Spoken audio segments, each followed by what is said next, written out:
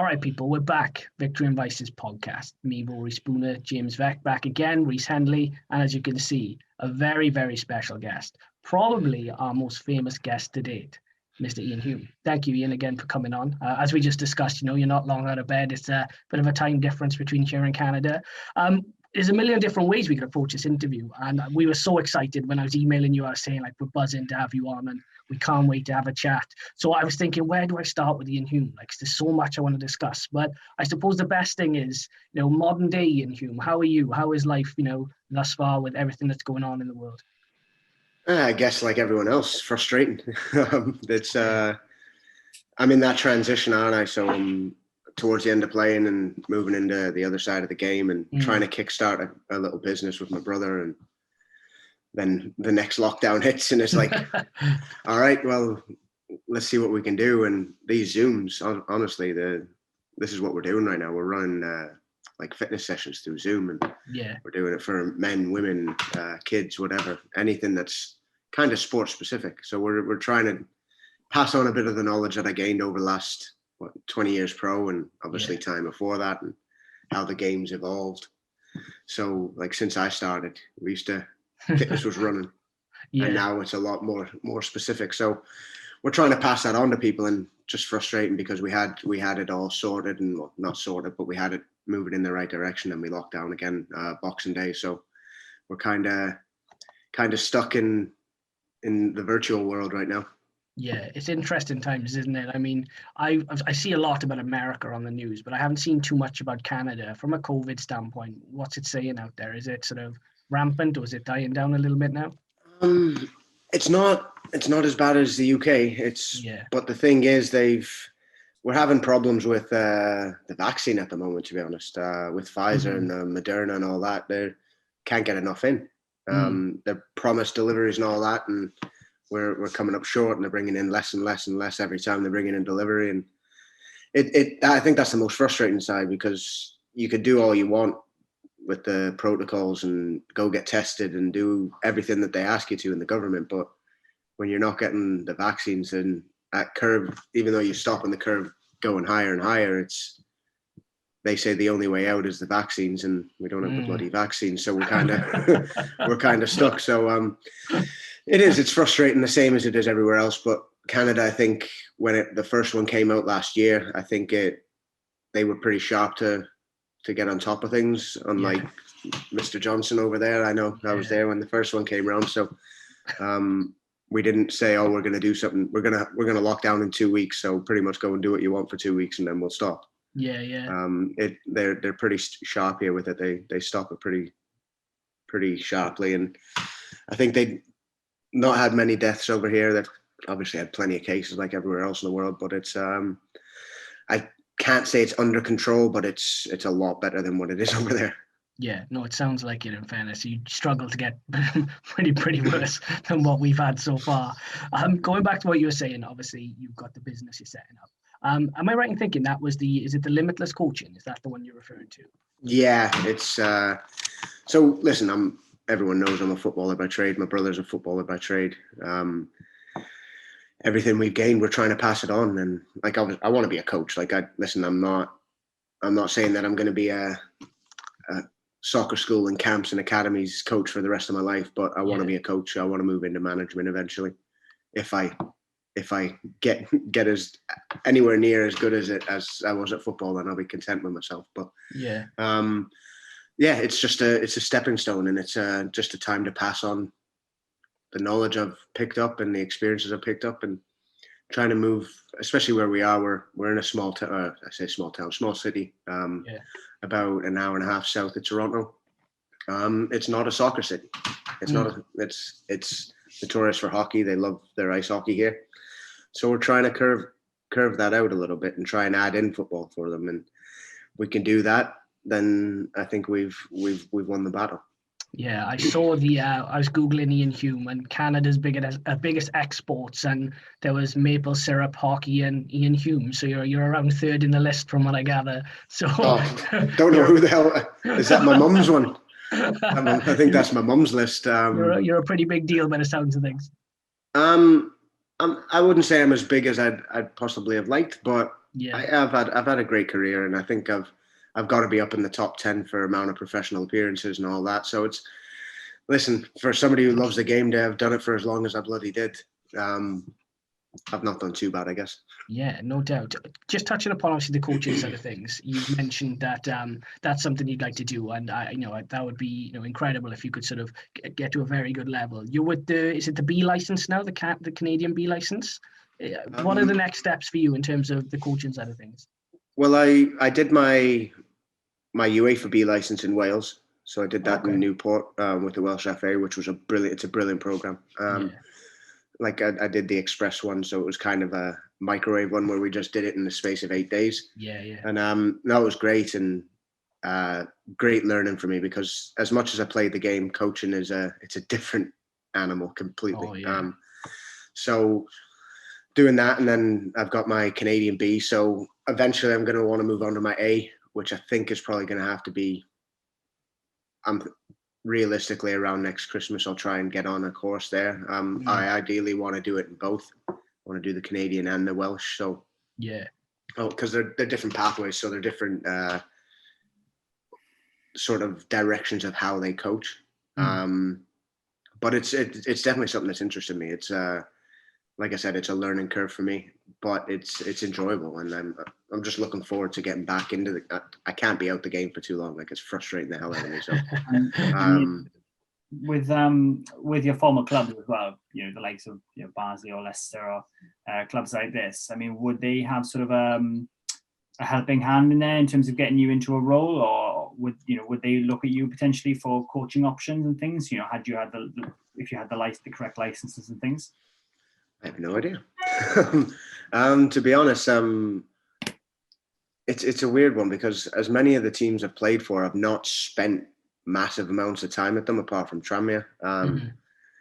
Not through my choice, unfortunately. But I'd love to reach out to people at the clubs, but I don't think I'd be asking for a handout, if that makes sense. And now that we've moved over into Canada, if I move back, it's like, what am I doing? Like, I've just spent crap loads of money moving over here, bringing my whole life over here. So I can't see me coming back unless it's something drastic. But in turn, I could possibly reach out to them and maybe establish something over here through them. I think that would be a better one. And or like a vision of myself and my brothers is, we'd love to put together like a select team of top players from around our area and bring them over. If we could bring them over on trials or on a tour, and maybe bring them around playing against my former teams. Because to be honest, we've got Leicester's youth academy are incredible. Preston's youth academy is one of the best in the northwest. Barnsley's got a great youth academy. Tranmere's youth academy over the last 20 years has been one of the most productive in English football. So who knows? Doing a little tour around the Midlands and Northwest could be very beneficial, and very, very much something that we'd look forward to, because like I said, the clubs and the youth setups there, and the setups of the clubs in general, they're all different tiers, but they're all great levels in their own right.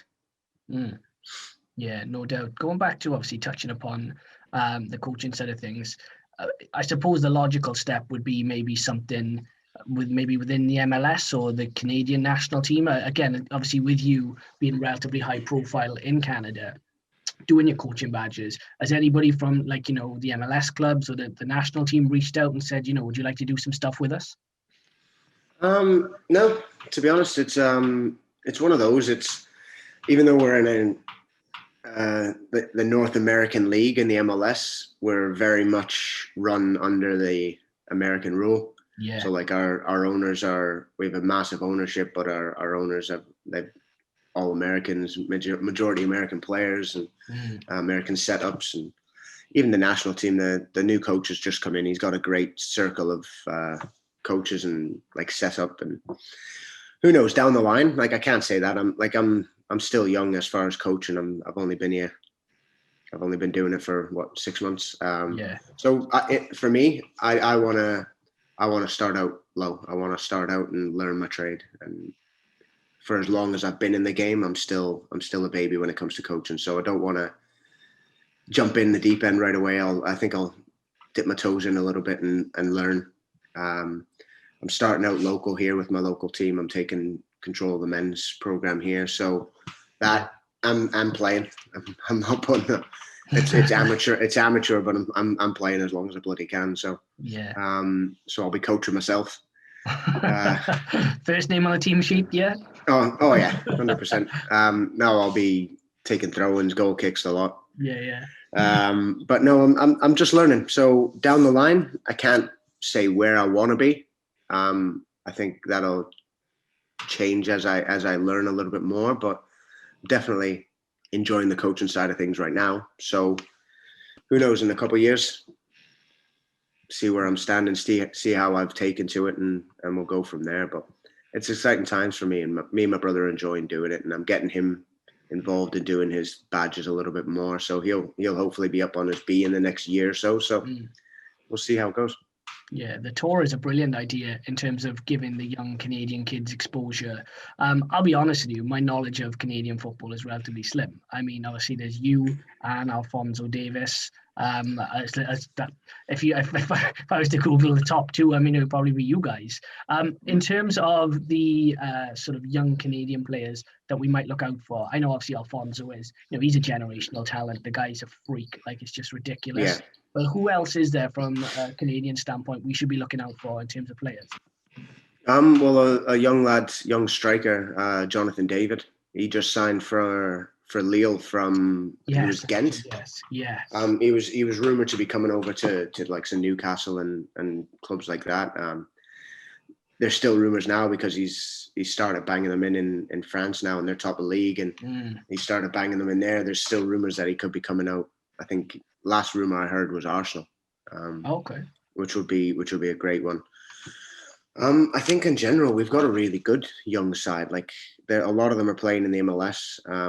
You've got quite a few that are over there. We've got young Liam Miller. He's at Liverpool, but he's on loan at Charlton at the moment. Junior Hoylett, he's still there. I think he's 31. Junior Hoylett, yes. So Junior Hoylett's there. Scotty Arfield plays for Rangers. He's there. But right now, seriously, it's an exciting a time in Canadian soccer as there's been for 20 years, 25 years. Beat the US last time we played them, we got beat 3-0. Time before that, we beat them 3-0, which was massive. So we're definitely putting our foothold into CONCACAF football. Like we're catching up. Okay, listen, we're still behind the US and Mexico, but the likes of the other teams that have been in previous World Cups, Costa Rica, Honduras, Jamaica, Trinidad, we're on even keel with them now. And in my eyes, I think we're probably the third best team in CONCACAF, which is huge for us. And if we can qualify for Qatar, that would be absolutely insane, especially with us co-hosting the following World Cup. So it's exciting times here. Like there's a lot more money getting put into the game at grassroots levels and academies and the pathway that they have here. So it's definitely a building block. And I think with us hosting the World Cup in 2026, or co-hosting, sorry, I think it's definitely a time that you want to be a part of Canadian soccer. And who knows, by 2026, I'll have more of a foothold, hopefully. Who knows where I could be involved in. And hey, we'll see. It's a good time to be over here for soccer. All right, and obviously by that time you may be managing the Canadian national team, but what is the format for the qualification for the World Cup? I mean, how long is that? Because there's preliminary rounds, isn't there, with the Central American teams? Yeah. Before it goes into sort of a league format, isn't it? Yeah, it's changed a lot since I was in there. When I was in, we used to do one qualifying because we were your top two teams, Mexico and US, get a bye into the group, the original group stage. But it used to be, so likes of us, we'd do a qualifier, home and away, and then we'd go into one group. And I think there was, I don't know if it was 4 groups or 3 groups. So you'd have, your top 3 would go in. So it tended to be, at the time, it was US, Mexico, Costa Rica. So the rest of them would do a qualifier. You'd go into the lesser group, or the lower group, and then it's your top 2 teams go into the final. So it was 6-team final group. Now it's all mental now, especially with COVID. And so how many teams then qualify for the World Cup proper? I think it's now 4. Right. I think. Or it's either 4 or it might be 3.5, because I think we'll have to play Oceania team or something like that. But they're trying to expand it, aren't they? So they're trying to expand the amount of teams that qualify. So I think by 2026 it could be 4.5 for us, and I think Europe will be up to 12 or something like that. Yeah. I'm not sure isn't Europe at 8 or is it 10 now? I think they're trying to add more to that. So it's mad, the formats, and they're changing so much in the game. Like, that's why on a whole, I think it's genuinely a good time for me to be getting out of playing, because I'm sitting here watching Premier League and Championship games, and it's all about flopping. Every tackle's a foul, every tackle's a booking, and the game on a whole with all the rules, and especially at the top with VAR and all this lock, it's driving me insane. Like, it's every single game I'm sitting watching, and if I speak to my dad after, or I speak to my brother, I'm like, I'm so happy I'm not involved anymore. Yeah, because I'd get booked every game. Like, it's mental. Like, I'm not a dirty player, but for the amount of times I go into tackles, I'll get booked all the time. Yeah. And it's frustrating, and I think this is the most challenging thing about the coaching side, is trying to coach honesty. You know what I mean? Like, it seems like every player that's coming in now, hey, listen, all the ones I watch on the Premier League and all that, they're better players than I ever was. I'm not having that debate. Yeah. But as far as the honesty in the game and the just going out and battling, you're not allowed to battle anymore. It's just shit to watch sometimes. Like, I'll be honest with you. But now with all the rules that are changing in the game, as far as, like, even with qualifications for tournaments and everything, it's just forever changing. It's like a constant merry-go-round. So being able to tell you how many teams are qualifying and this and that, it's kind of frustrating. Yeah, it could be anything. And next year they'll change it again. So yeah. Would you go out to Qatar as a fan? Actually, say Canada got there for which reason? Obviously, I'm assuming that would be a massive deal for Canadian football. Would you go out as a fan to Qatar and embrace the 37-degree heat and sort of cheer the boys on, so to speak, or is it something you'd maybe avoid? I think it all depends on how the world's going, as far as safety for one, health with the way all this is with COVID and that. I think if there was a couple people out there who I knew personally, I think it'd be something like, one of my best mates is still probably one of the best players they've got, is Tiba Hutchinson, plays for Besiktas. If they qualified and he went out, like, he's 37 now, if he qualified or if they qualified and he went out, I'd want to go. Yeah. I've known him since I was 7 years old. So it's one of those. Yeah. But apart from that, who knows? I do quite a bit of, over the past couple of years, I've done quite a bit of TV stuff. When I was out in India, I did that. I dipped my toe into it here, doing some stuff with One Soccer, which is a TV platform over here, or a media platform over here. And they've said to me that they'd like me to be involved with Canadian games, obviously being an ex-player and whatnot. If that opportunity arose and they did qualify for Qatar, and who knows if that was something that they had on their agenda going out there, if I happen to be a part of it, I wouldn't say no. But hey, it's one of those, you never know. And especially if it's going to cost me a couple mortgage payments to fly over there and stay in hotels, then I think it's be best spent on my couch or in the pub with the mates watching it. Yeah. Do you know what? The two greatest gigs, I think, in football are a pundit, where literally you travel to every single ground and you get paid to just chat shit and talk about everyone else's game, or an international manager, because an international manager, you pretty much got the whole year to yourself. Like, again, it's just watching games. You show up, you win a couple, right, lads, see you in another 4 months. And I think, Iain, if you get that chance, look, fully embrace it. Yeah. Hey, tell me about it. Like I only did it. I only started doing it when I was in India because I was recovering from my ACL. Yeah. And it was like a 3-hour drive from where I was playing. So I'd go in training. I'd train from like 9 o'clock till 12. Yeah. And they'd pick me up at 12:30 and they'd drive me up there. So I'd sit in the back of the car, put the pillow in, back out, or the seat out and all that. They'd drive me up there. I'd do the show for 2.5, 3 hours. And then they'd drive me back. And it's like, all right. Yeah. And if I had a day off this, I'd stay in a hotel. So it's something I enjoy. I'm a geek when it comes to football. I watch an awful lot of football. So it was something I really enjoyed. And to be honest, I do like chatting shit about the game. And I notice things that some pundits possibly don't. Yeah. Ones who maybe been in it too long, or not too long, but for a long time, they're very political with how they talk, and they sit on the line, sit on the fence, and they're me. I see it, and I'm like, don't know what he was doing there. Like, there are some. I enjoy it.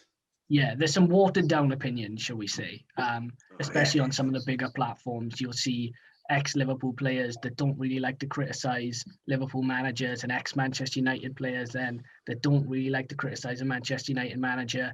And it's nice to see a neutral opinion, so to speak, if that makes sense. Because, it kind of just cuts through all the nonsense, and everyone goes, you know what, I like that. That was good, And definitely, man, if you can get into it, we'll put out a good word for you as well. I mean, if we come into contact with anyone, we got you back. Don't worry about that. All right, now throw me in there. Go on. Yeah, circling back to obviously, your playing career, which is something we really wanted to discuss because there's so many different avenues and different things that went on. The initial start, I was saying to the lads before we came on, I was really curious how Tranmere and you came together, because were Tranmere scouting in Canada, or did you go to the UK for trials? I did one of those tours. Really? Is that how it was? Mm-hmm. Yeah. Premier Academy. A coach who was coaching it called Duncan Wilde. He's from the UK. He's from Manchester. Yeah. But he brought over a select team. Like I'd been knocked back a couple of times before because I started going on trials when I was 13. So I'd been over to Scotland twice, promised the world, and got nothing delivered. I got offered contracts verbally and talked to my parents and all that with St. Mirren and Hearts, and the same thing repeated itself. Did well for both of them on trial, bang goals. Played up with, like, when I was 13 at St. Mirren, I was training with the under 16s and under 18s. Trained with the first team once, and I went with Hearts, and I was 14. I was training with the under 16, or playing games with under 16s and 18s, and training with the reserve squad, banging goals. Like I was very, very good when I was that age. Like I was quick for my age. Had a great strike on me, and I just had a lot to offer, and a lot of people offered things and then pissed on me when I wasn't in the country. So I put myself into that academy and went on a couple games. We played. We stayed in Bolton, and then we played a couple games. Played England schools. Played Everton, and then we played Tranmere. Yeah. And the last game was against Tranmere, and did really well. Scored a couple of goals, and the scout that was at the game came over and spoke to my coach, or to Duncan, and they're like, I just think he's a little bit old, because it was an under 18 team that I was with. And I said, no, he's 15. And then they were worried about my passport, like, getting a Canadian a work permit and it'll be tough. And they're like, no, he's born in Scotland. He's got his UK passport. Yeah. So all of a sudden it's like, shit, all right, can we have your number? So I passed them my number, and before we even got home after that game, they called my parents and said they wanted me over on trial. And at the time, Tranmere was very big on bringing in players from out, or youth from outside. They had a big setup with a club in Dublin. So they had quite a few, like Alan Mann, Joe Murphy, Sean Thornton came over, all over within the space of 4 or 5 years. So with me, it was just a matter of coming over on trial, and I went out. I think that was in the think it was the February when I came over for that tour, and then I came over on trial in May. Went to France with the under-18 team and played a couple games. Played Paris Saint-Germain. Ended up playing against bloody Port Vale in the final. Like it's madness. We go all the way to Paris, or just outside of Paris, to play Port Vale in the final. Beat them 1-0 and I scored. So it was a great experience for me. But I proved to the coach and the head of the youth that were there at the time, John McMahon and Warwick Rimmer. I proved to them that I could hold my own with them. And right after that, they'd spoke to John Aldridge and said they advised that they signed me. And although I believe anyways, because I ended up signing. So although I'm guessing just said, yeah, sure, we'll trust your judgment. And yeah, I came over, and the September after, when I was able to start I was saying that start, I wasn't even a youth yet. I was a schoolboy. So I was a schoolboy with the under 18 team. Yeah. So I was able to come over and do that, and started September 13th, 99, and over there ever since so it was literally 20 years and 11 months pretty much I was over there. So long bloody time ago, huh? Time flies when you're having fun, doesn't it? Yeah, that's what they say. Yeah. With you just mentioned now about obviously you being a schoolboy and obviously coming across football. I find very interesting the youth side of things, because obviously you mentioned your parents there. I see a lot of young footballers now that are part of, agencies. They've got representation. Their representation has representation, and you've got 14-year-olds that have personal assistants. Like, who represented you when you were growing up? Was it just your parents that handled your affairs, or did you have offers from people saying, "Oh, Iain, come over to this agency, let us represent you"? When I first came over, obviously it was just me and my parents. Once I'd started playing reserve team and youth team, I had a couple people approach me. But it was, for me, I was a geek. Like I was getting home from training, going and playing on FIFA on my PlayStation 1 and my digs, and watching TV and playing Football Manager. And I wasn't interested in anything apart from playing. Didn't touch a drink until probably the end of my first year there. So it was best part of 10 months without touching anything, because it wasn't something that interested me. So I ended up going with my first agent when I think I was about 17. So I'd broken into the squad properly. I think I'd played probably close to 100 odd games, 75 games, something like that, by the time I was 17, with sub appearances and whatever. So then I thought, okay, you know what? Well, I'm doing relatively well. It's going to come down to getting a contract sorted. So yeah, well, it was just before. I think it was just before my 17th birthday. So I'd gone in and I was on puttings at the time. So I went and spoke to them, and we negotiated a new contract. But I think there's far too much, because of the world of social media, especially now. There's far too much videos getting sent out of my 9-year-old kid doing tricks and this and that. Sign him up. Let the kid enjoy the game. Stop putting pressure on yourself. Go out and play. If you're fortunate enough to be in, like with the academies now, they search, and I can't knock them for it, because you could unearth a gem at a very young age and then progress and nurture them into being a top class player. But I think there's far too much of it. I think there's far too much of searching for that young kid at 9-year-old and offering him, oh, here's a couple pairs of boots, come and sign with me and I'll get you in here. Let kids need to stop all this at that age and just enjoy. Just go out and have fun. The intensity of a child star. I see football. It's starting to do it, but I hope it doesn't go the full way, where it almost mirrors Hollywood a little bit. But you have the child stars to get so much at a young age, and then it's very difficult to handle. The reason I asked you about the agent thing was I follow a lad on Instagram, Xavi Simons or Simons. I don't know if how he pronounces his surname. Boy at PSG. Yeah, PSG. Yeah, and he was at Barca, and Mino Raiola is his agent, and he was snapped up at about 13, 14. Yeah. I know that this kid's 14 years old. He's got like 1.5 million Instagram followers, and he was 14, and there's videos of him on a running machine and lifting weights, and I'm just thinking to myself, like you just said, just let him be a kid. Like, do you mean like you're from 14, you're really trying to milk this guy, and then he's got Adidas and sponsors and everything else. Yeah. The intensity of professional football as an adult is a lot, but then that must weigh heavily on a child's shoulders. I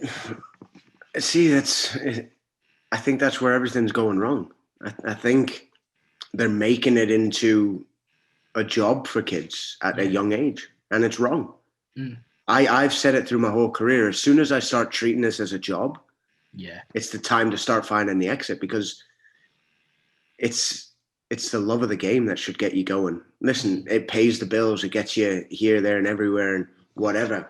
But as soon as it becomes a job at such a young age, it's time to cut ties, because it just becomes unenjoyable. And you've seen it through times. Like, remember Asu Akota at Spurs came out and he was working for Harry Redknapp, and good footballer, but said he hated football.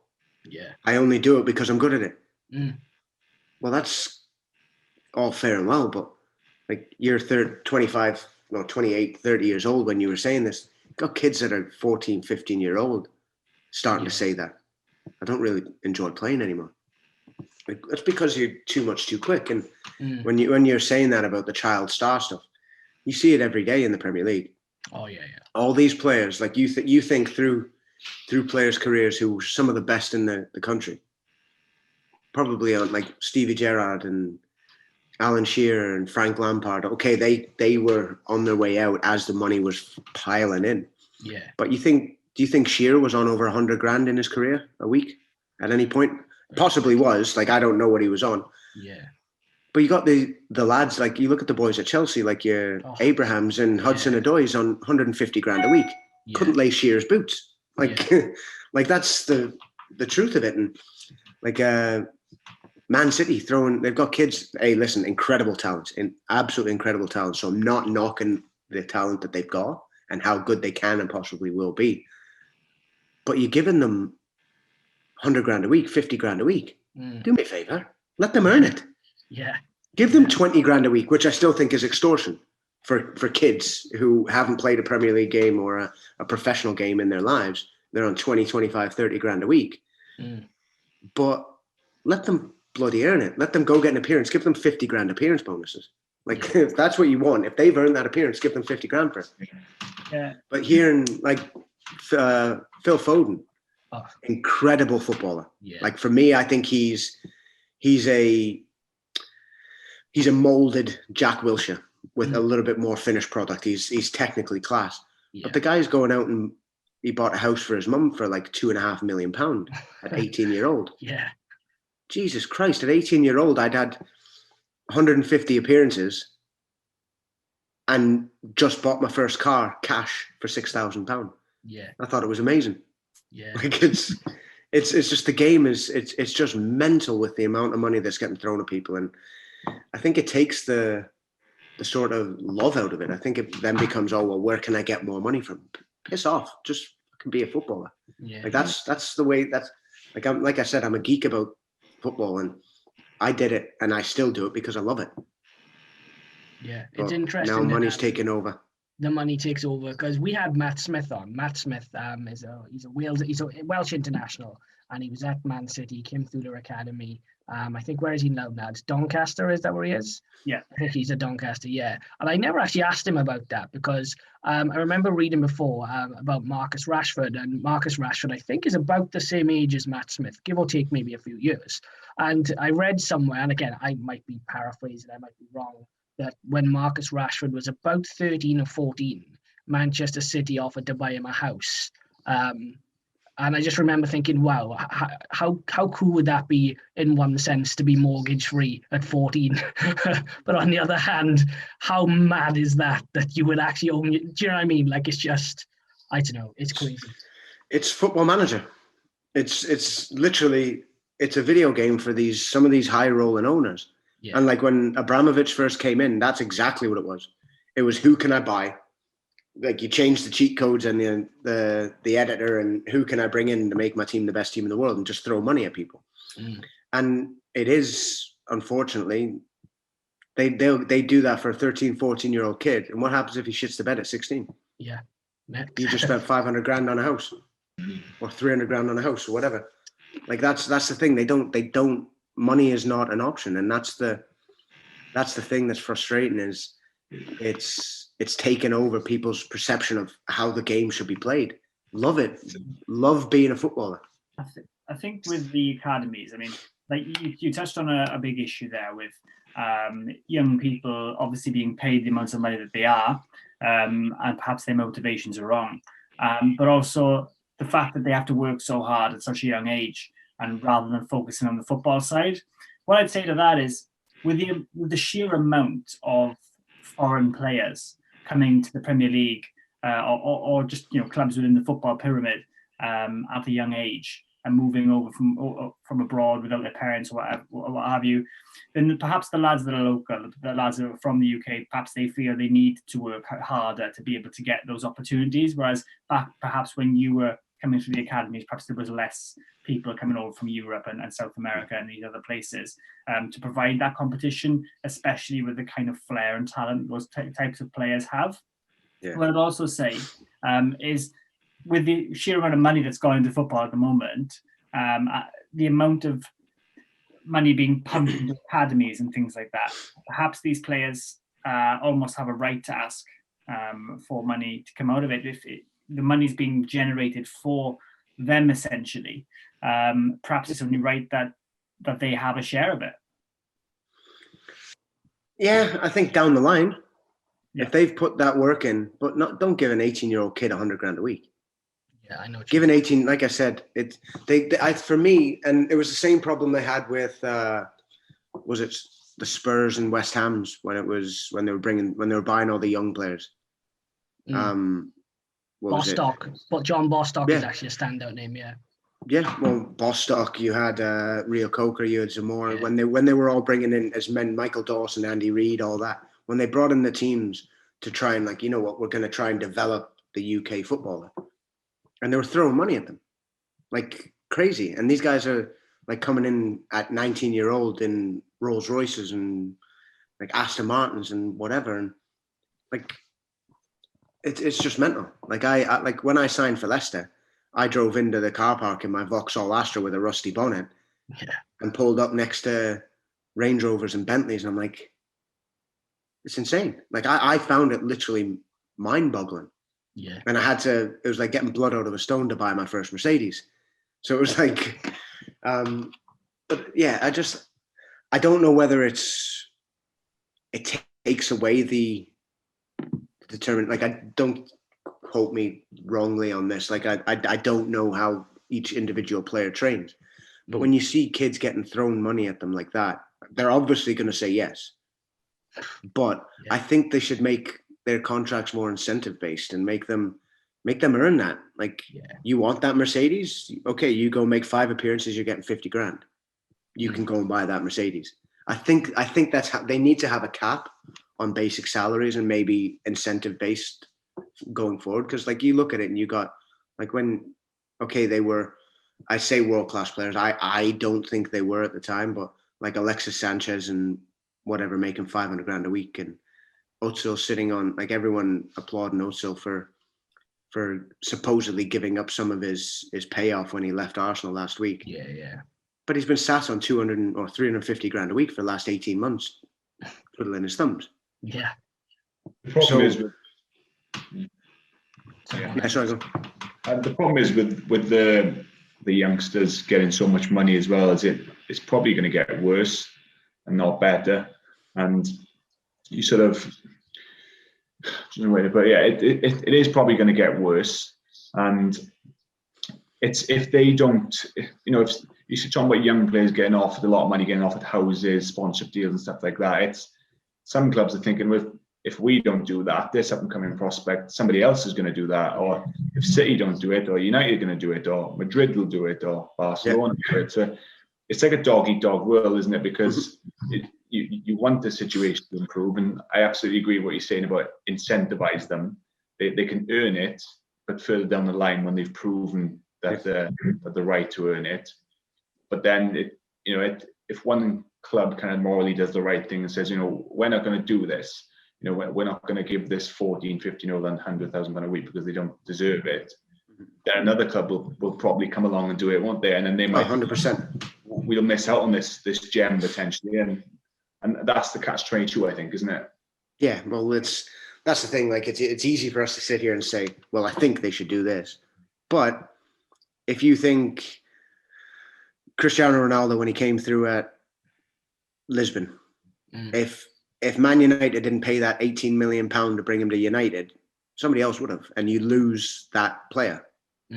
So I know it's a little bit older and it's a little bit higher than what we're talking, but that's exactly it. It is dog eat dog, and if you lose that talent, if that talent's as good as you think they are, that talent's gone if you don't sign that dotted line. But it still doesn't make, for me, it doesn't make it right, especially in the economic climate that we're in and with the stuff going around. And I know people, like the whole stuff about that Hancock coming out about money and all that. Oh, yeah. Footballers' money. Why footballers' money? How much money did you ask for Daniel Craig to donate and Idris Elba, and like nobody ever questioned that. But hey, that's a different story. I could get really upset and pissed off about that. Yeah, coming after the guys who pay 50% tax for their whole career. Yeah, that sounds good. Yeah. But to use Marcus Rashford as an example, from what James was saying, I mean, when he broke through into the United team, obviously he would have been on okay money in terms of a Man United academy prospect. They're like I said, they are much better paid than they were, but certainly not on mega money at all. But then obviously broke into the Manchester United team, I think in Europa League, scored a couple of goals, got a chance against Arsenal, scored a couple more goals, and all of a sudden he was a superstar. At that stage, how many match programs is he selling? How many extra bums on seats is he getting? Sponsorship deals, shirt selling, things like that. And so at that stage, a footballer, it doesn't matter what their age, it's just human nature. We're greedy in nature, and we are going to say, look, I'm making all this money for your club, and that's how it goes from there, doesn't it? But he earned it. Yeah. Okay, he's still at 18. He earned it. Yeah. And you look at people like Rashford. As much as I'm a Liverpool fan, listen, I don't like United, but as even with that, Rashford, guy's a incredible person. He's an incredible footballer. We know that, but he's an incredible person. We see what he's done with the schools for kids and players like that, and you see how hard they work. But he broke through and he earned his incentive. He earned that next deal. But now he's what, 23, I think, 24. 20, yeah. Well, you look at that and he's got what, 250 games, 300 games under his belt. Yeah, and that's a far cry from that 18-year-old kid who's got 3 appearances and he's on 85 grand a week. Like stuff like see, I don't mind, as much as it's still to the outside world, it's still extortion when you think about poverty especially around Britain. Around the world, yes, but around Britain, the poverty and the struggles that people are having and the amount of money that's getting paid to footballers. Yeah. But if you're going to get people earning that wage, the money goes back in, 50% of it gets taken away by Her Majesty. So you don't mind that, especially when they've earned it. But it's the younger side of the game where I think money's taken over. Yeah, but it's interesting, isn't it, how it's going to sort of develop. And I suppose, as Becky said it just now, how it's going to continue to develop as well, because who knows, will there ever be a cut-off point? I guess time will reveal all in that respect. Going back to obviously your career as well, because like I said, we're fascinated talking by it. Obviously, you started at Tranmere, and then there was a variety of sort of other English clubs. There was Leicester, there was Barnsley, Fleetwood, Doncaster as well. Am I right in thinking? Yeah, went on loan at Doncaster. Yeah, when I was at Preston. Was there obviously across all the clubs you played for in England, was there one club in particular you sort of still have an affinity for, or is it just you spread the love with all of them? Oh, pardon me. Obviously Tranmere. I started there. They brought me over. Premiered on my debut there. First ever goal. Like I lived there for the best part of 20 years. Yeah. for different reasons, different parts or different clubs. Leicester, I absolutely loved. Was there for 3 years. Okay, we got relegated to League One. My last game for the club. But it was a great setup, incredible people. And when they won the Premier League, I'm not going to lie, I was, even as a Liverpool fan, I was buzzing for them. Like, I couldn't have wished it to another team more than them. Like, they were incredible. Moved to Barnsley, great, different. Like I said, different times, different reasons for having a good affinity with the club. Like, I got injured at Barnsley quite severely. The fan base was so insane with me. They were incredible. The support they still show me now is phenomenal, and I'll never ever forget that. And then moving to Preston, I had a great 3.5 years there. I say 3.5 years. That got cut short. But loved it there. 3 seasons that I actually played, I banged goals. Well, the first 2 seasons anyways, even when I was quite a bit of injury problems, I'm still the leading scorer both seasons. Leicester, same thing. I was leading scorer for 3 seasons.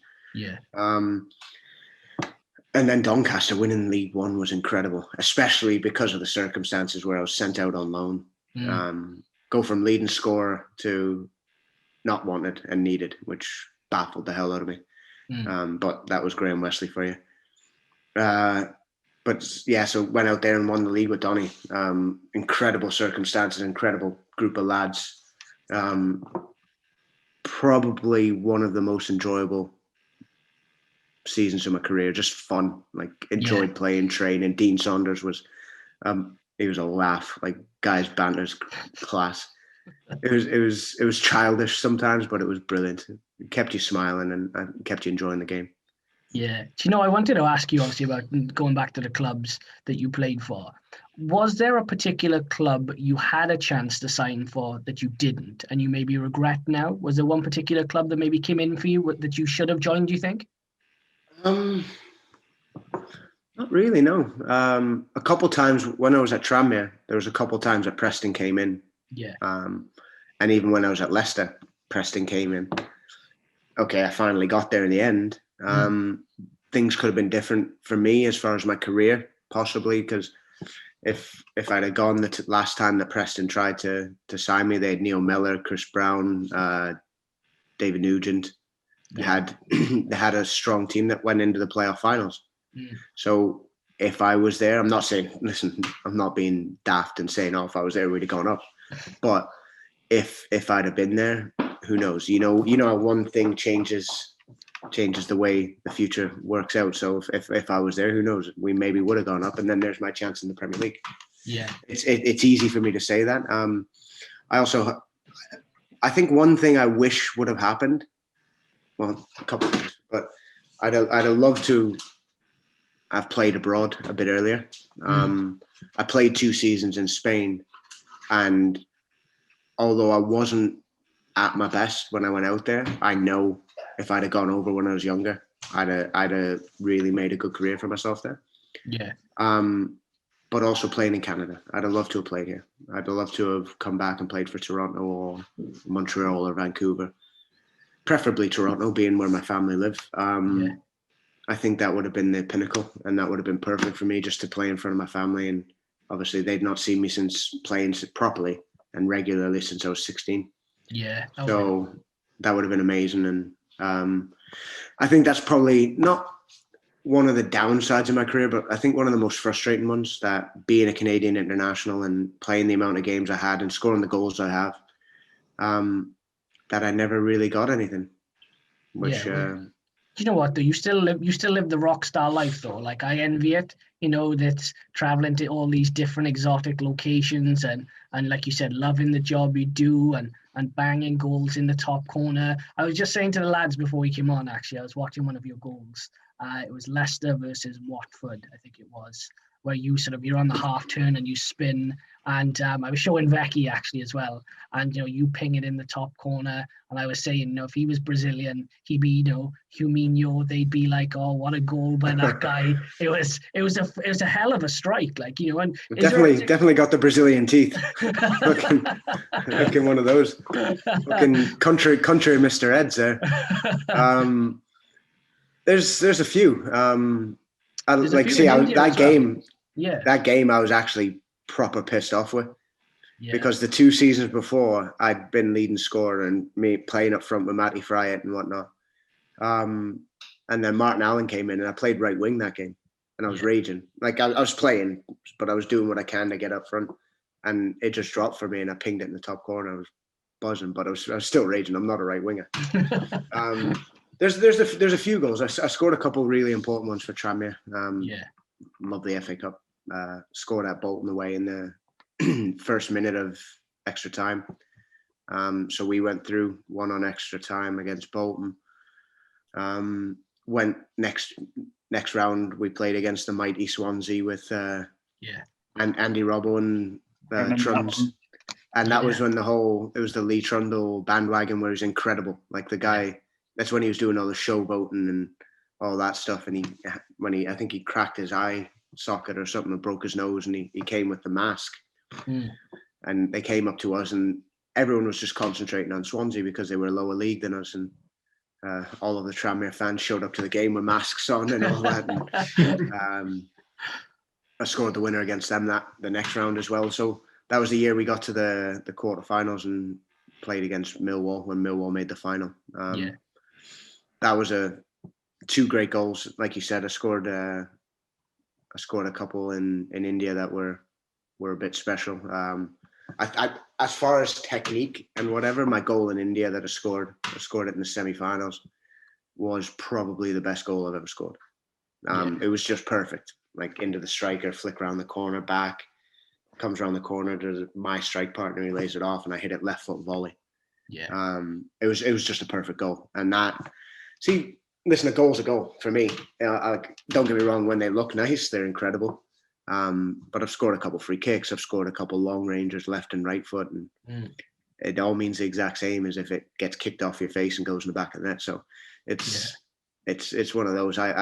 I love scoring nice goals, but if I score a goal, I'm happy. And it's what I'm here to do. I'm not a prolific goal scorer. I'm not a 30 goal a season player, but I'll more than likely get you 10 plus goals a season and run through a brick wall for you. So I think that's what the most appealing thing about me was.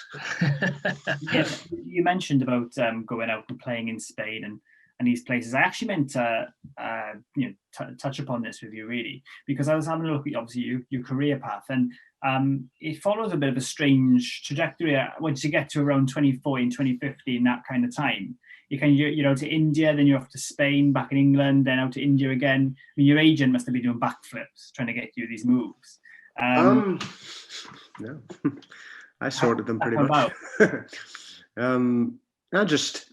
It's one of those.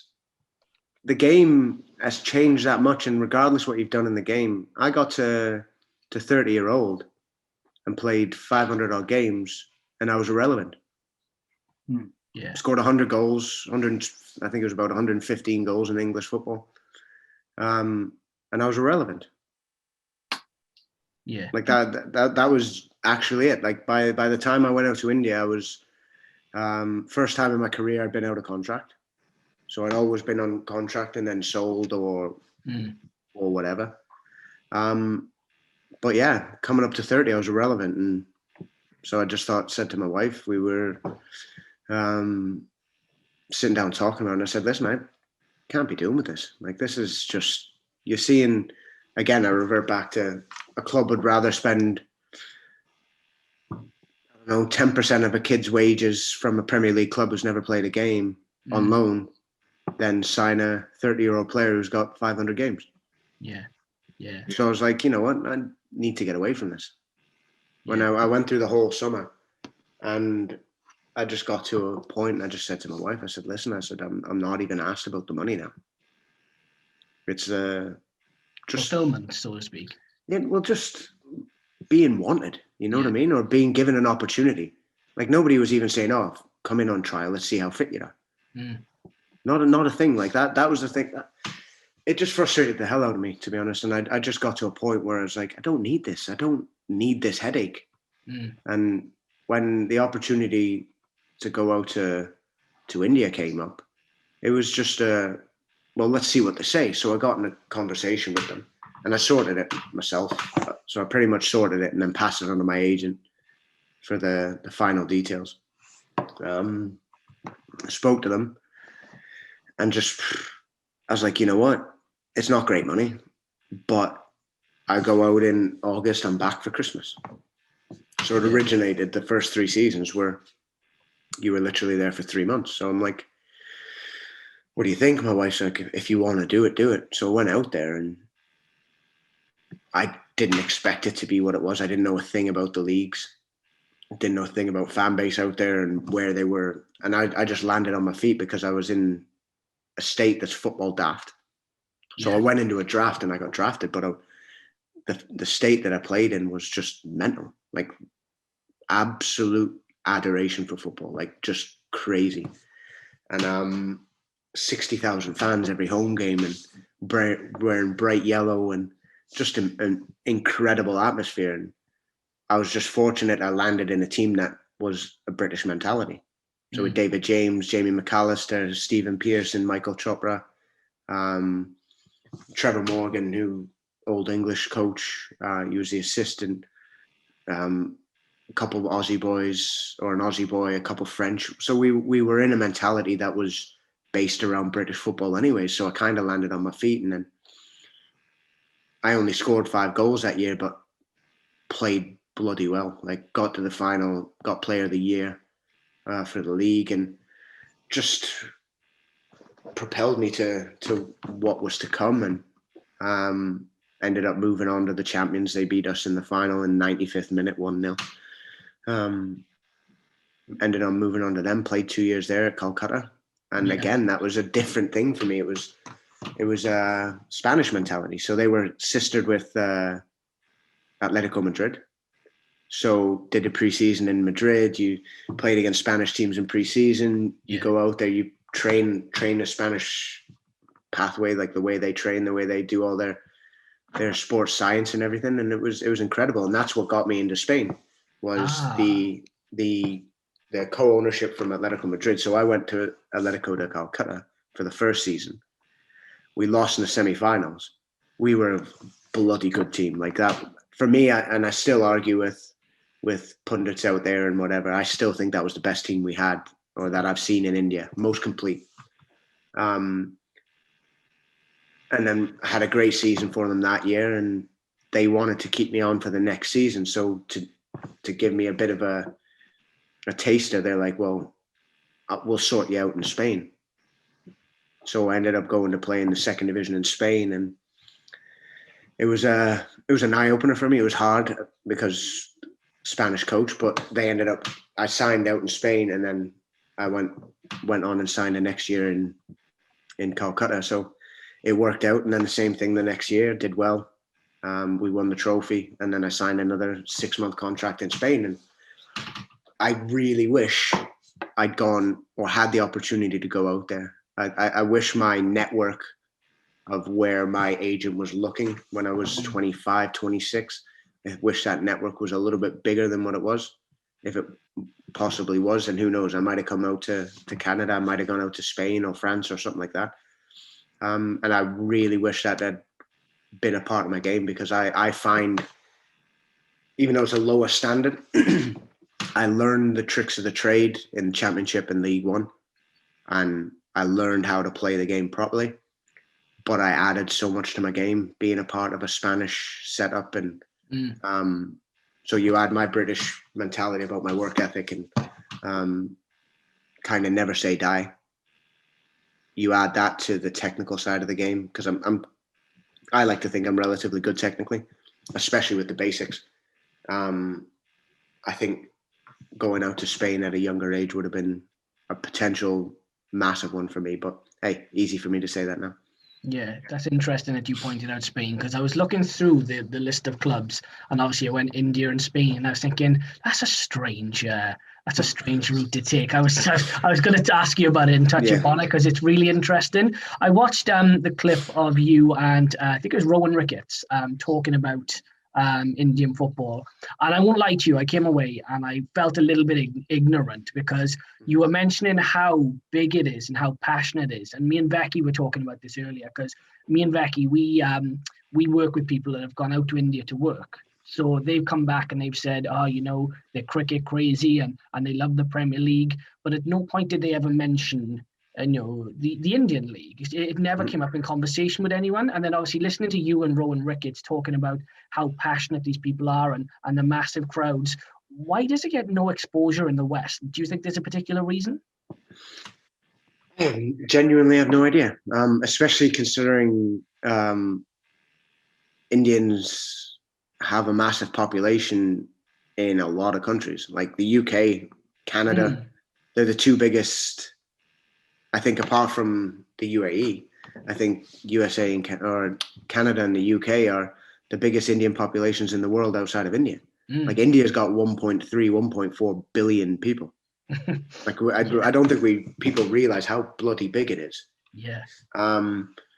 But like Rowan Ricketts played in the I-League, which was the league that was up and running before the ISL started.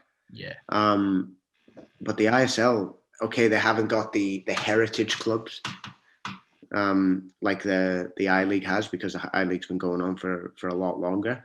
But there's states in India that, like Kerala, where I played for 2 years, Calcutta, where I played for 2 years, and then you've got Goa and even the Northeast, where it's up by Bangladesh and it's above where the Calcutta area is, or Bengal area. It's insane. Like they're just football daft. Like, don't get me wrong, cricket's the number one sport. It's never, for me, it's never going to change. But I think it's so sort of under the radar how big football is. Like they are mental. They're very much bandwagon jumpers when it comes to like Man United. So there's a lot of Man United fans. There's a lot of Liverpool fans, a lot of, even God knows how, but there's a lot of Man City fans, Chelsea fans, because they jumped on the bandwagon as it was coming through, and it's great. They love crazy about Brazil and Argentina. Like it's ridiculous how big Brazil and Argentina are. They just love them, but it is like it's for me, it's definitely the second biggest sport.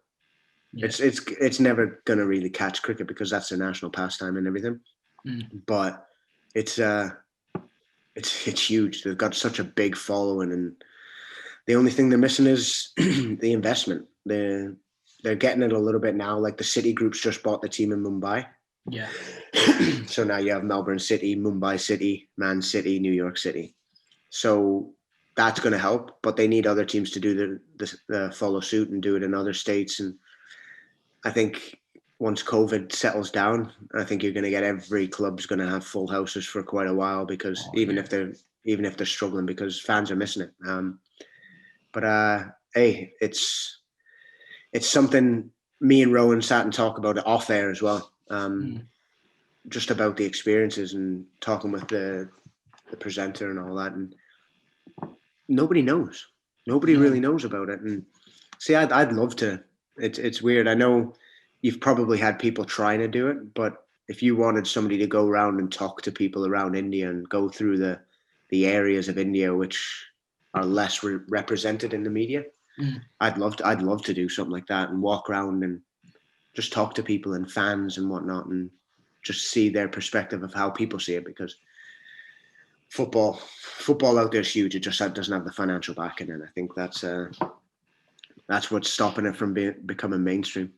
Yeah. Do you know what? I want to get a few Indian players on the podcast. I'd love to get some context, because like I said, I came away feeling very ignorant. I was like, how do I not know about this? And I suppose as well, to give it some sort of context, there's a lack of There's in general a lack of Asian players in sort of the English leagues and the Premier Leagues, very underrepresented, like you said, given the amount of people.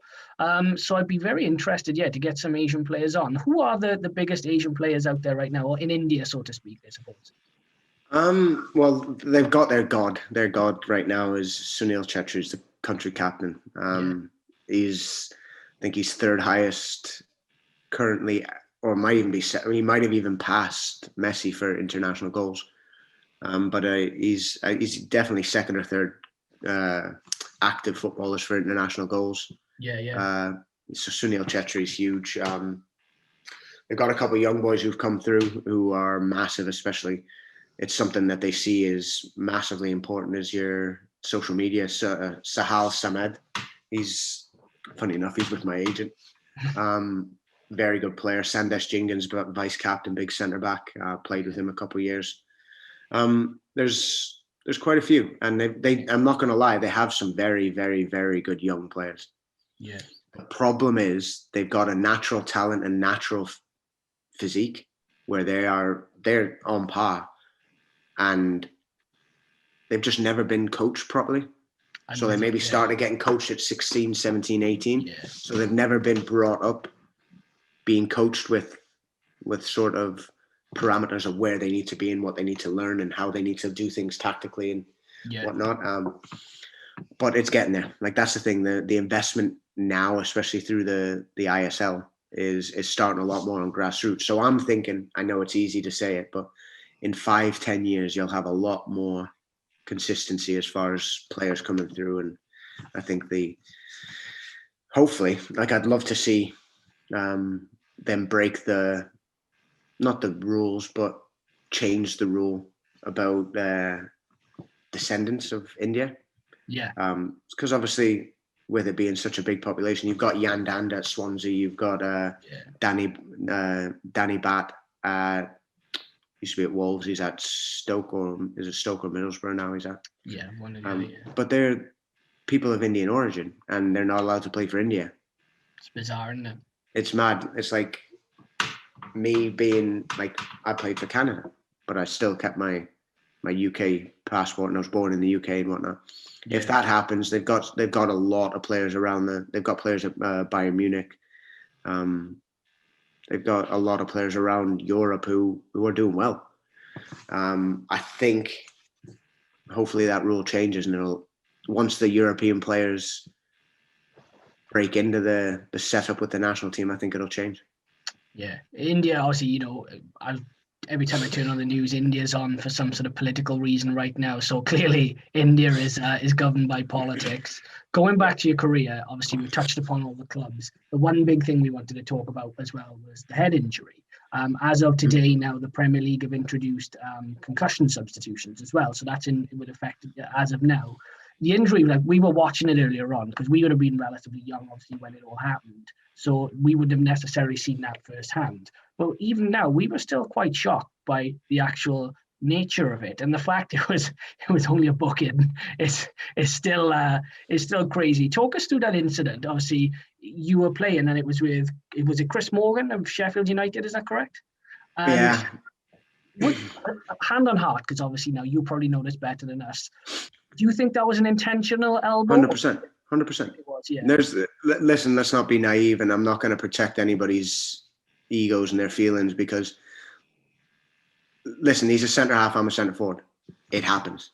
We get into battles. Okay, he's twice the size of me, but that doesn't bother me. And like I said prior, that's one of the most intriguing things, or the appealing things about me, is I'm not going to pull out. Yeah. But it had been going on majority of the game. Him and, rest in peace, Ugo Ahiog,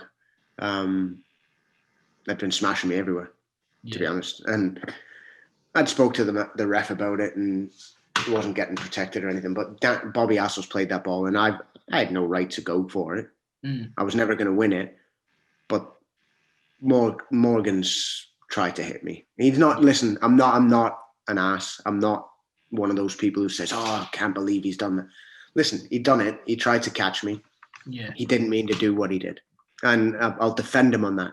No human, I'd like to hope, would mean to do what he did to me, but he did mean to smash me. There's not a question about it. And if he says there is, he's talking out his ass. Yeah.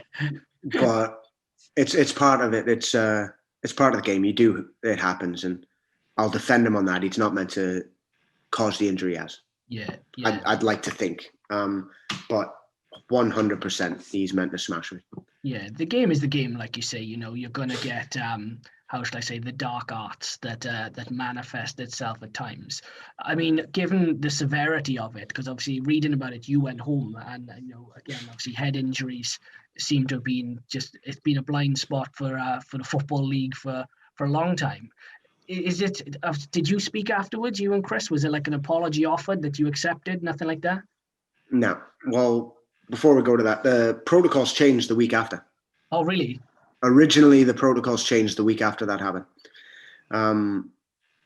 Because it was, apart from Petr Cech, obviously high profile, head injury, okay, straight to the hospital. With myself, the doctor was, well, he's gone off the face of the earth.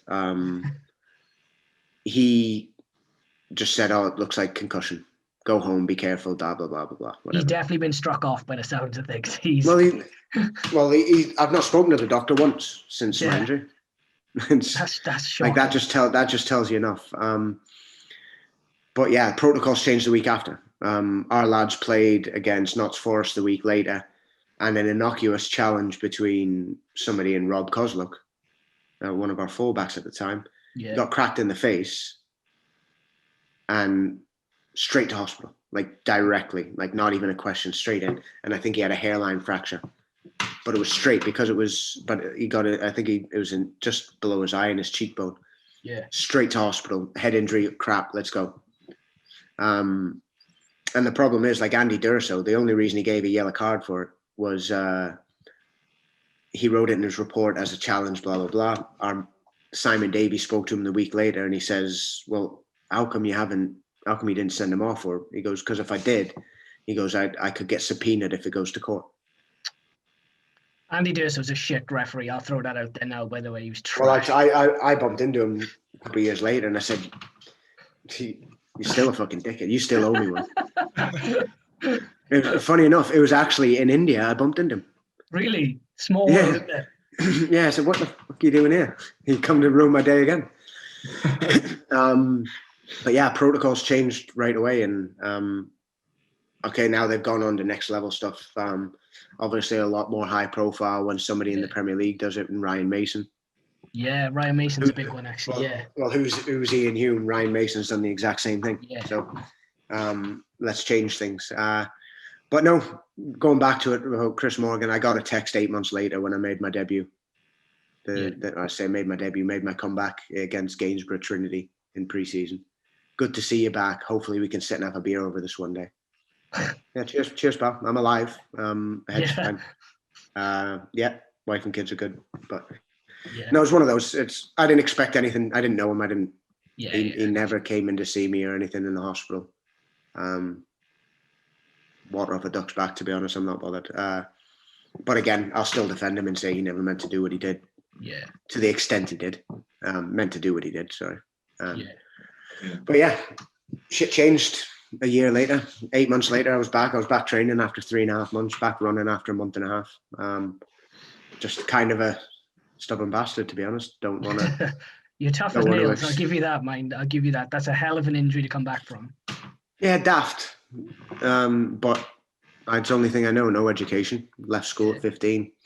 Nothing to fall back on. Football is my only way in life, and it's the only thing that I can see myself doing. So I'm not going to walk away from it for a couple scars. I think I'm. Yeah, jeez Louise. I look like I've been stitched back up on one of those dolls where you got patches all over them. Do you know, Ian, talking about obviously the head injury, it's huge now. Obviously, mental health, head injuries, dementia is another thing. I just really wanted to quickly touch upon that with you and get your opinion, because, like I said, it's been some sort of cultural blind spot, right, that's existed within the Premier League and Football League and football in general. You're going from head injuries and concussions to head in the ball. There's talk now over the next 10 years where, people are saying heading may be outlawed, and obviously dementia is being found now in all these old men that played football previously. What is your take on that as an ex-pro? Football's football. Are we going to change every sport? Are we going to this? And I'm not being ignorant. I'm not being a horrible person.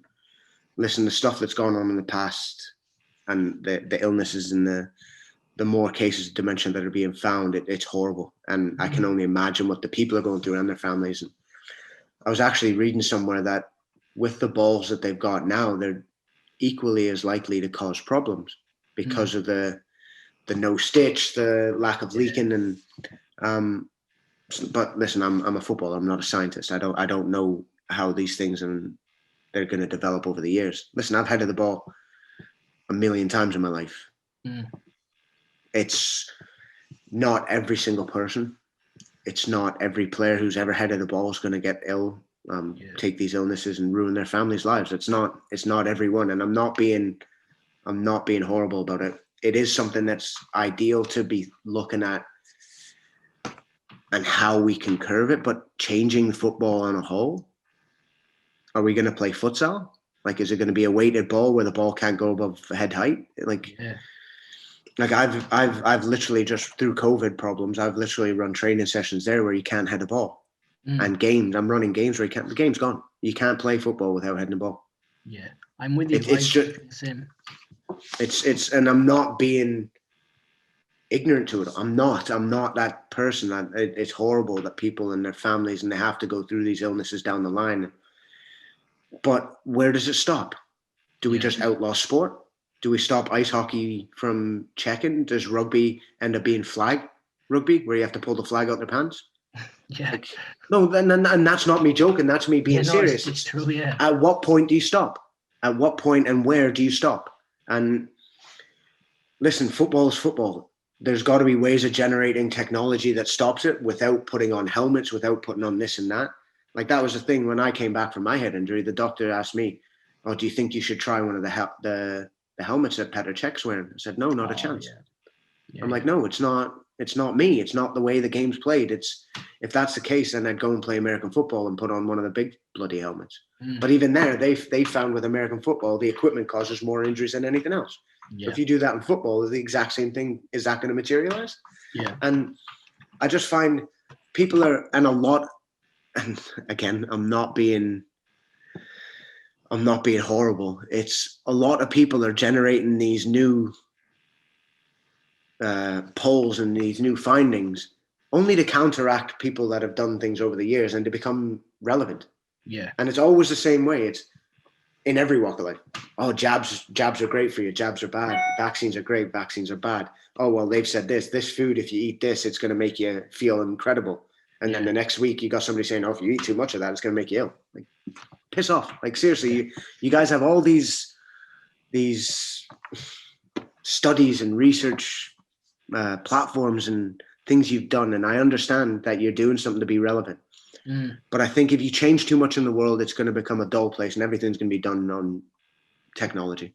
Yeah. And you're taking away the love of the game. And we found that already with basic things in football, with their VAR and your replays and your goal line technology and all that shite. I think if you start changing too much, it's going to become a very, very dull sporting world. Yeah, no, I agree totally. I'm sure the lads will agree as well. It's all about the love of the game. What we also do in terms of the love of the game, we ask all of our guests to pick a 1 to 11 of the best players that they played with. Now, you can have any formation. It can be, 4-4-2, whatever you want. You can have the Christmas tree Mike Bassett formation as well, if you want that as well. Whatever you see fit. But what we want to know is the best players you played with 1 to 11. Include yourself, by the way. Played with. Yeah, played with. Jesus, you've thrown me on the spot here. If you give me a heads up, I'd have had it written down. Off the top of your head, it's just you can freestyle. You don't have to be... Off the top of my head, okay. Goalkeepers, I'll start off with... Oh, Jesus, what? I've played with quite a few. I think for natural talent, Joe Murphy. Joe Murphy, okay.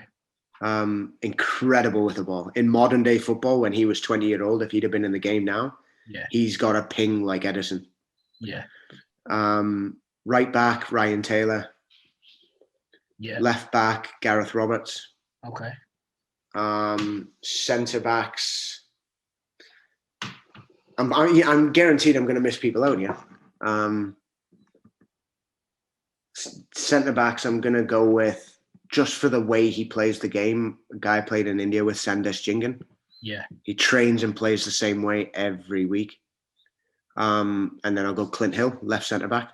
Oh, okay. Centre midfielders, I will go Atiba Hutchinson at Besiktas. Mm-hmm. Borja Fernandez. If you're looking him up, it'll be Borja Fernandez. Played for Real Madrid. Yeah. Valladolid. I played with him in Calcutta. He's one of those. He's literally like a Cadillac. It's one of those. It's just always running right and everything's perfect and just incredible to be in the team with. He was my captain at Calcutta.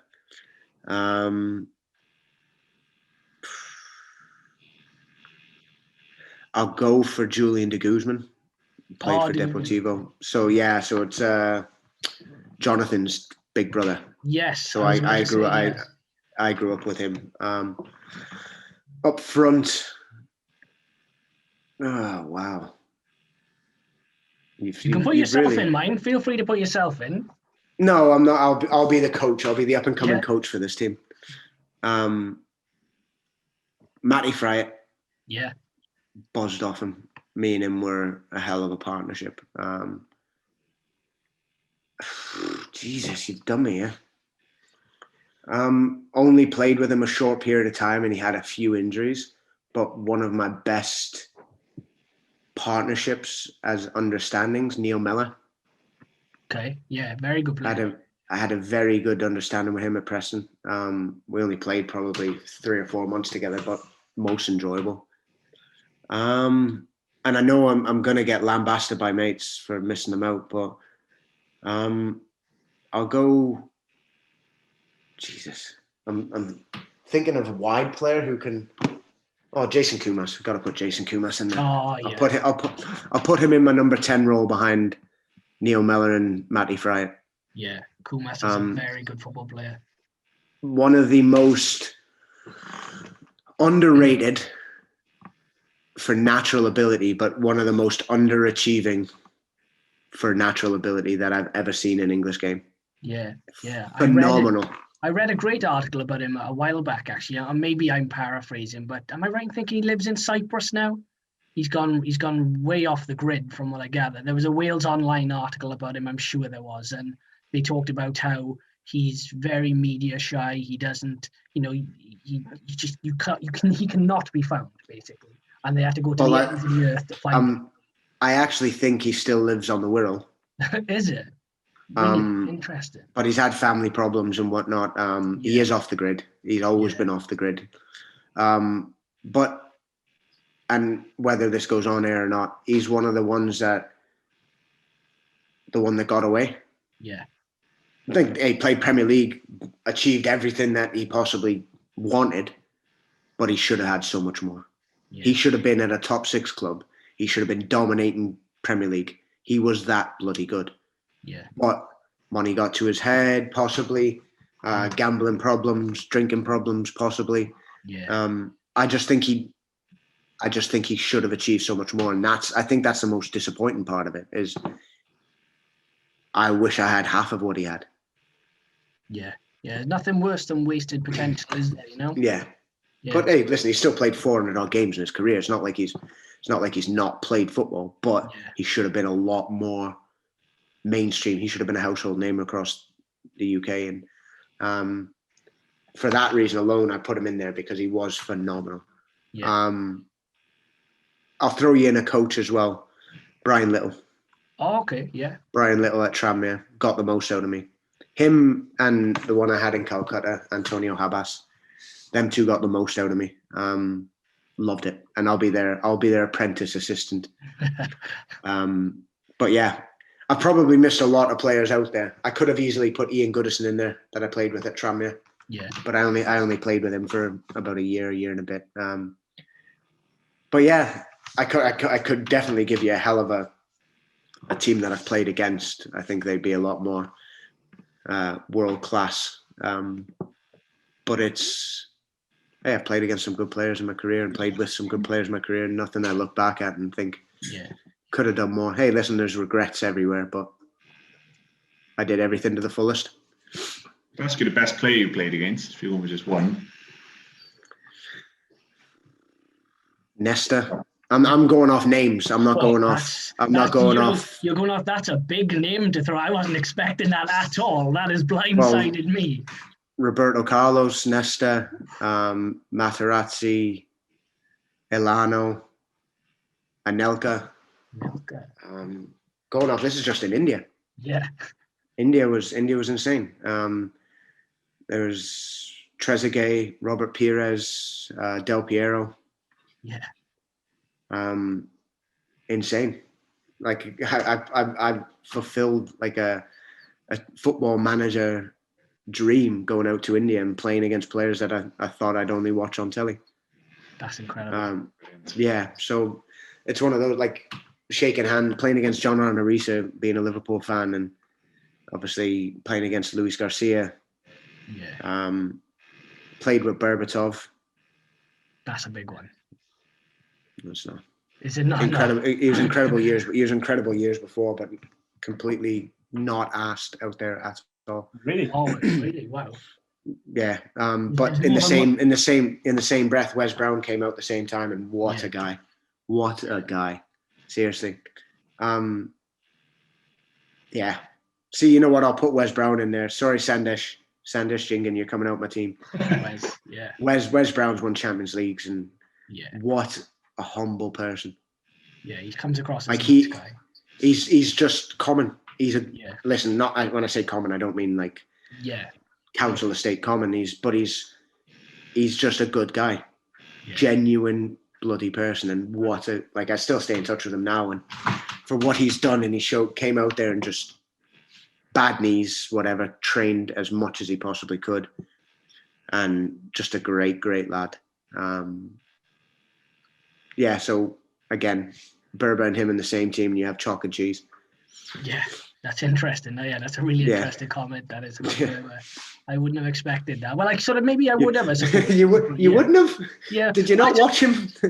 He's very languid, I suppose. But I always, I don't know. Maybe I'm approaching it from a naive standpoint. I always like to think people try their best. But he's genius. The guy's a genius. I'm not taking that away. Listen, absolute genius. And I think he just turned 40. Yeah. Or 39 the other day. I think it was 40. He just turned the other day. Absolute genius. I'm not taking that away from him.